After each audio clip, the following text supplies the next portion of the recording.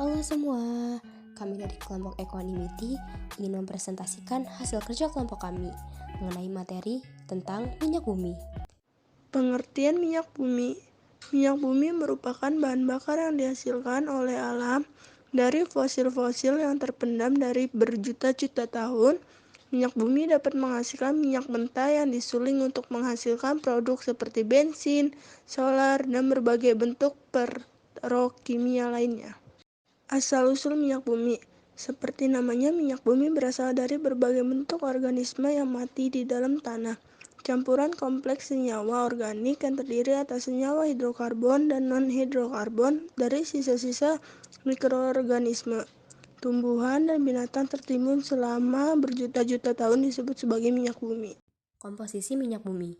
Minyak bumi adalah campuran kompleks yang sebagian besar, sekitar 90% hingga 97%, terdiri dari senyawa hidrokarbon. Hidrokarbon yang terkandung dalam minyak bumi terutama adalah alkana, sedangkan sisanya adalah sikloalkana, alkena, alkuna, dan senyawa aromatik. Proses pengolahan minyak bumi. Untuk memperoleh minyak bumi, perlu dilakukan proses pengeboran. Minyak bumi yang ditemukan biasanya akan bercampur dengan gas alam. Minyak bumi yang telah dipisahkan dari gas alam berbentuk cairan kental hitam dan berbau, disebut minyak mentah atau crude oil. Minyak mentah ini masih belum bisa dimanfaatkan secara langsung.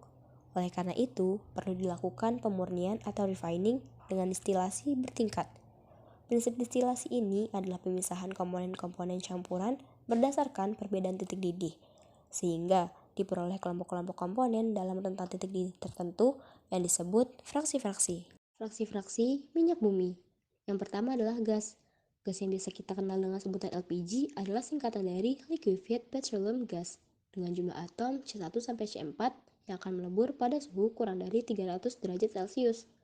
Di bawah suhu ini, minyak mentah tersebut akan menguap, dan yang keluar sebagai uapan tersebut adalah gas. Yang kedua, petroleum ether. Petroleum ether adalah fraksi minyak bumi yang memiliki titik didih antara 30 sampai 60 derajat Celcius yang akan menguap pada suhu tersebut. Petroleum ether memiliki jumlah atom C5 sampai C6 yang biasa digunakan untuk kebutuhan di laboratorium sebagai pelarut nonpolar dan pembersih. Ketiga adalah ligronin atau nafta. Ligronin atau nafta adalah fraksi minyak bumi yang sebagian besarnya terdiri atas hidrokarbon dengan jumlah atom C6 sampai C7 yang dapat menguap pada suhu 60 sampai 100 derajat Celcius. Nafta biasa digunakan sebagai pelarut nonpolar dan zat aditif bensin. Selanjutnya adalah bensin. Bensin atau gasolin adalah salah satu jenis bahan bakar minyak bumi yang digunakan sebagai bahan bakar kendaraan roda 2, 3, dan 4. Sederhananya, bensin tersusun dari hidrokarbon berantai lurus seperti C7 atau heptana yang memiliki titik didih sekitar 40 sampai 200 derajat Celcius. Yang kelima adalah oli. Oli merupakan cairan dari hasil penyulingan minyak bumi yang bermanfaat sebagai pendingin atau pelumas pada kendaraan, khususnya kendaraan bermotor. Dan yang terakhir adalah residu.